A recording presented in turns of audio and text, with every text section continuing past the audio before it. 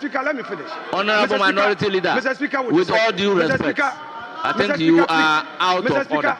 I'm seeking your leave, Mr. Speaker. Mr. Speaker, bear with me. Mr. Speaker, please bear with me. Mr. Speaker, please permit me to proceed. Tomorrow, it may be you. Mr. Speaker, tomorrow, it may be you, and I'll be there for you. So don't be too happy and don't be jubilated. I expect great friends on the other side to add their voice to this matter. Let's not be partisan. It may come back and haunt us. All right, so ne Afenyo Markin ne ni breo Parliament papa esan say Speaker of Parliament Sir Manenkasa. Yes, Bernard Ahiafo, the Deputy Speaker of Parliament. Chese, o say adenti na omudi economy ho nkomo. Na Afenyo Markin decide say chama wontumi ho asem e no beka no Parliament. Na nya asem ketwa. Chese, back and forth na Speaker of Parliament ene Afenyo Markin ye no. Emma the minority MPs decided yes, Sadia they will walk out of Parliament. So I have accordingly ruled you out of order. With let me due respect. very well. Mr. Speaker, stop us. Mr. Speaker, let us appear.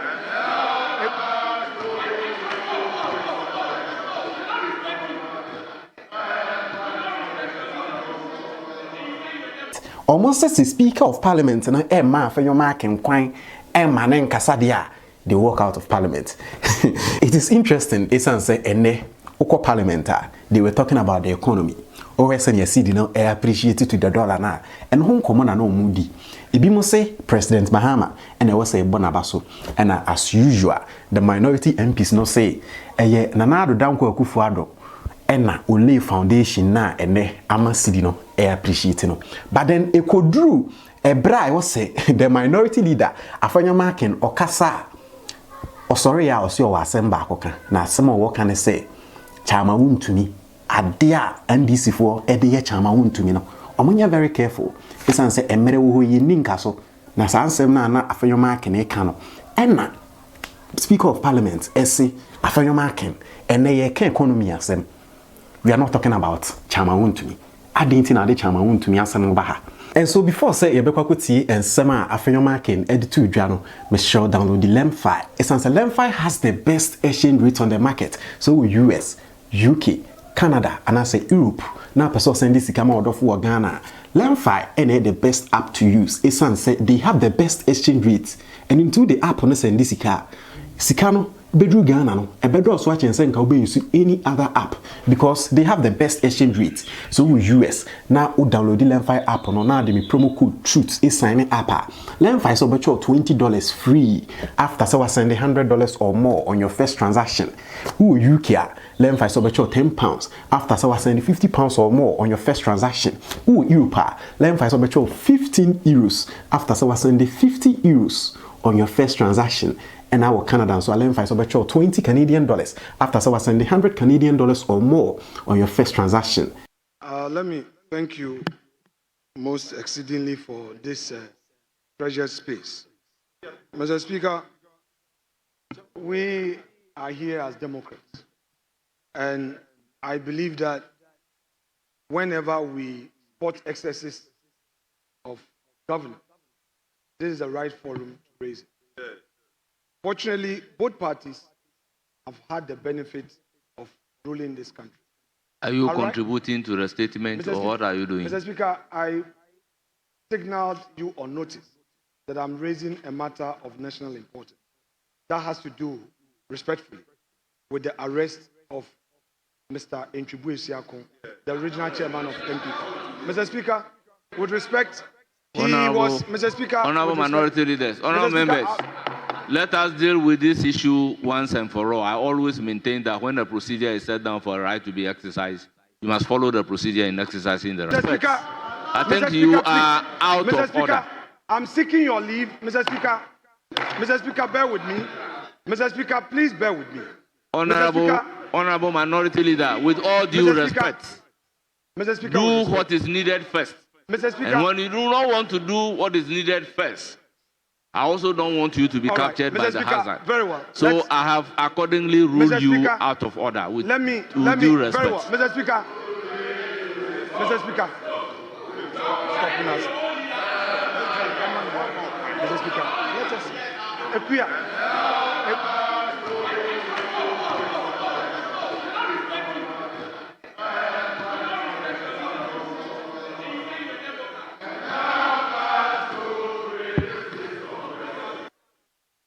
Well, so Ushemwa na chese MPs na no ma sori a omo kọ no.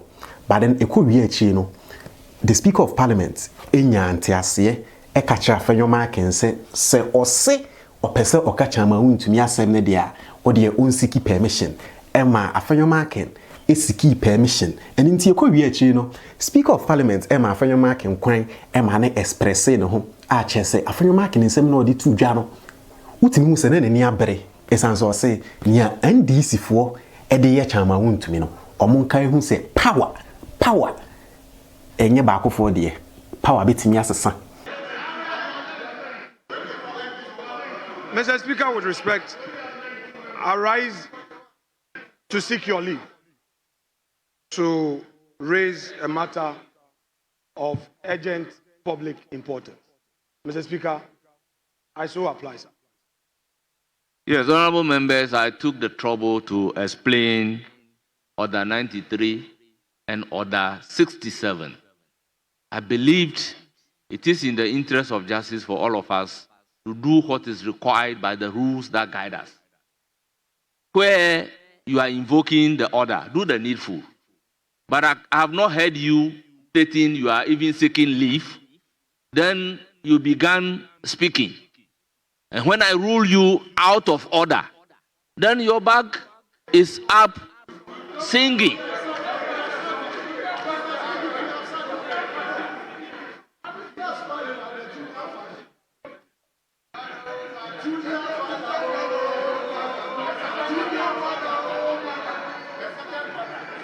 Mr. Speaker, you know, you are showing promise. The future is very bright for you. You know, when Mr. Speaker retires, you are the shining star from Volta. You are the shining star from Volta.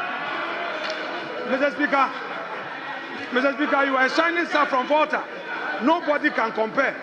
So, you are going to be a future speaker, Mr. Speaker. Mr. Speaker, Honorable members, by the rules that I have read, by the leave of the House and the leave of the Speaker, the available leader is on his feet. Let me hear. Thank you very much, Mr. Speaker. Mr. Speaker, now that the minority leader is so humble and has been so remorseful, I think you can grant him this space to say whatever you want to say. By the way, they are only 23 or 24 of them.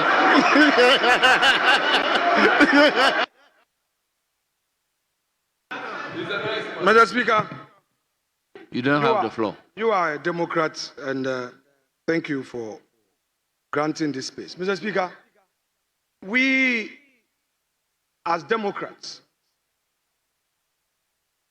believe that rule of law must be enforced, and enforced having human rights in mind. Mr. Speaker, the person involved in this matter, Mr. Enchubwe, popularly known as Chairman Wontumi. Mr. Speaker, he is a known political figure in our country. He is the bona fide regional chairman of the MPP in Ashanti region. Mr. Speaker, he was invited by the police CID, and he honored the invitation. The first day he was there, he was asked to report the next day. The next day was 27th of May, Tuesday. Mr. Speaker, he was there just at the entrance, exiting the police headquarters. 7 pickups accosted him and physically pulled him out of his car and took him to EOCO. Mr. Speaker, as a party, we maintain our calm. A lawyer was procured by him. He went to EOCO for the necessary interrogation. Then came the bail.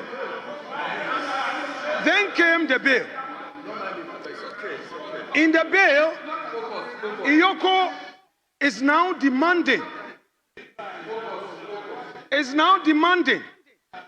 that he should procure property worth 50 million as justification. Mr. Speaker, our courts have had the occasion to rule in several cases, plethora of cases, that bail must not be used as a punishment. Mr. Speaker, there are two key conditions in my few years of practice in that area of the law, criminal law. The man must have a fixed place of abode and must assure that he will make himself available for any trial or any investigation. It can be reasonably argued that Wontumi has a fixed place of abode. Wontumi would make himself available for any investigation, especially when he himself drove from Kumasi to Accra. Mr. Speaker, if EOCO needed him, like the way the police did, he would have gone there. But they accosted him at the entrance whilst he was in his car, pulled him out of his car, and took him there. Mr. Speaker, as we speak, Chairman Wontumi is still in the custody of NIB, EOCO, but has been sent to the NIB clinic. Mr. Speaker, EOCO, I must emphasize, because this is a house of record, he is unwell now, and it's been 48 hours. Mr. Speaker, EOCO does not have a health facility. So they have transferred him to the NIB health facility. NIB has a small clinic, but Mr. Speaker, is that clinic able to give him the treatment he needs? Mr. Speaker, all I am saying is that not too long ago, our friends opposite had cause to raise some of these issues. I am saying that the time has come for us as a country to pay attention to some of these excesses. If you are investigating the matter, and the very matter and the investigation is also a subject matter of a civil proceedings in our high court. If the state is minded, do your interrogation, grant him bail, self-recognizance, to enable him come. Because the man is a chairman of a known political party who is always available. If, as it were, Chairman Wontumi was granted bail and he abused the terms of the bill, then you can now demand justification. Mr. Speaker, I must argue one more time that EOCO cannot arrogate the power of demanding justification at the inquiry level. You are doing investigation. The matter is not before a court for trial. And then you make the bail conditions so onerous. It is clear that this is being used to punish him. And I expect my colleagues in this house, put aside your partisan colors. And I'm not a prophet, I'm only a mere mortal. Tomorrow,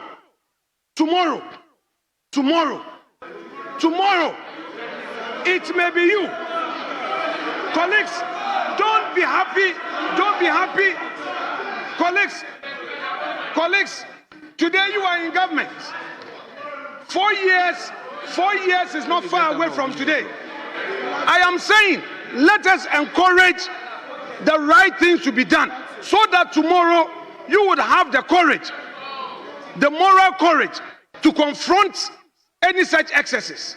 If you are in government today, you look unconcerned. Yes, I have the moral authority to raise it because all of you opposite me know the stance I took on human rights issues. That is why I have the moral authority. You know, colleagues, let's be fair. What is happening is not right. Mr. Speaker, NIB officials, The police are aware that anytime they had invited any member of our party or any former appointee, that member had availed himself or herself. I have been in the center of such cooperation where they reach out and then we engage and make sure that they are available.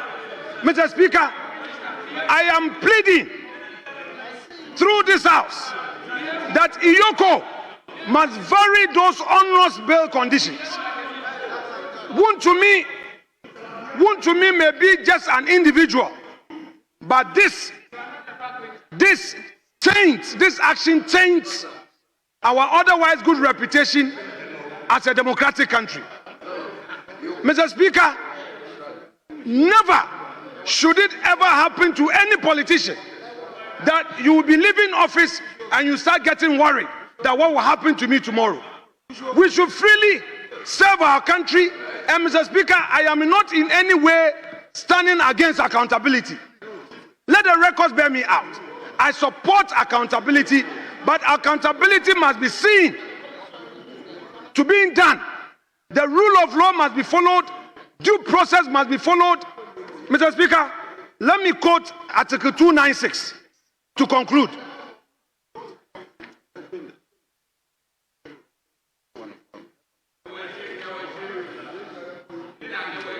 No, 296. Mr. Speaker, 296, with your leave, I read. Where in this constitution or in any other law, discretionary power is vested in any person or authority, A, that discretionary power shall be deemed to imply a duty to be fair and candid. B, the exercise of the discretionary power shall not be arbitrary, capricious, or biased, either by resentment, prejudice, or personal dislike, and shall be in accordance with due process of law. C, where the person or authority is not a judge or other judicial officer, there shall be published by the constitutional instrument or statutory instrument regulations that are not inconsistent with the provisions of this constitution or that other law to govern the exercise of the discretionary power.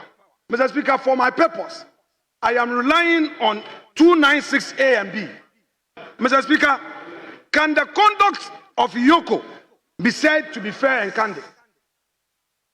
I know. Honorable Minority Leader, you are asking the House to make a pronouncement on the conduct of EOCO? I haven't said so. Mr. Speaker, I haven't said so. So what do you expect us to do? Mr. Speaker, I haven't said so. I am bringing to your attention, subject to the leave granted me, a matter of public national importance. Mr. Speaker, please permit me to proceed. Tomorrow, it may be you.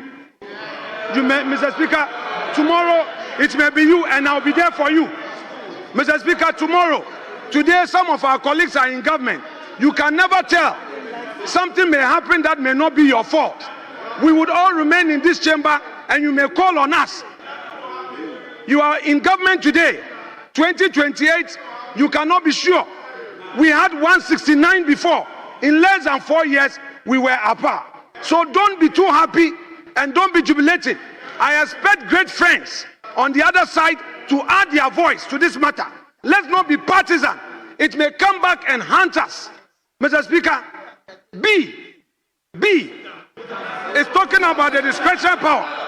Mr. Speaker, Honorable John Dako, with all due respect, you are not the Speaker.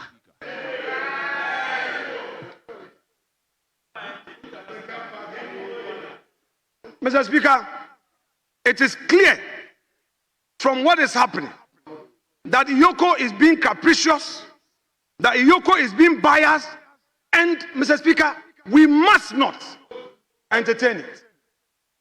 Whilst he has his right to pursue the matter in another forum, I believe that for the good of democracy, EOCO, without delay, must revoke and vary that onerous bail conditions. The man is still in the hospital.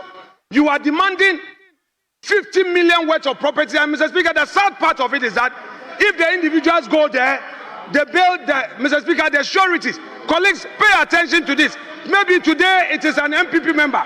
Please, when the person gets there, the surety, yesterday when one surety got there, they now said that the person to go and do inspection has closed. It's not available.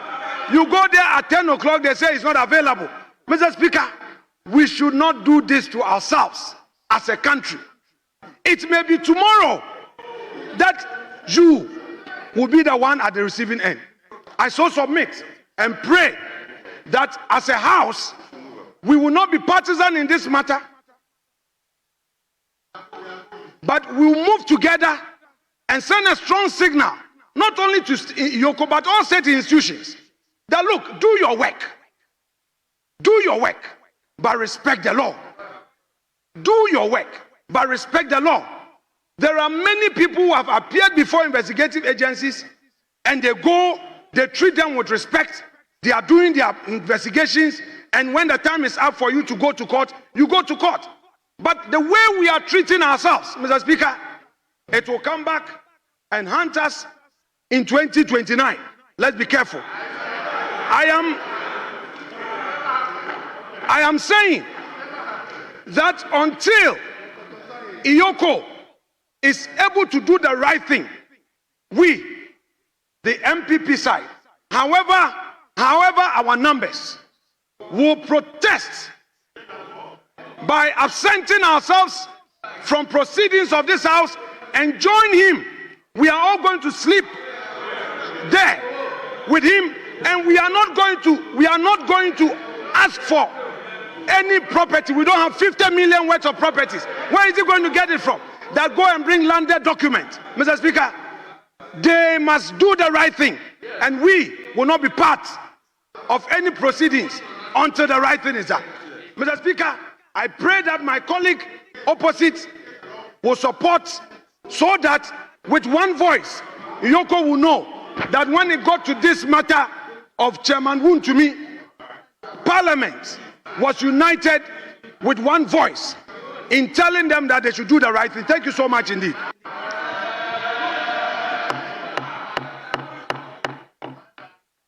Honorable members, I was thinking whether this is a matter to open up for a debate.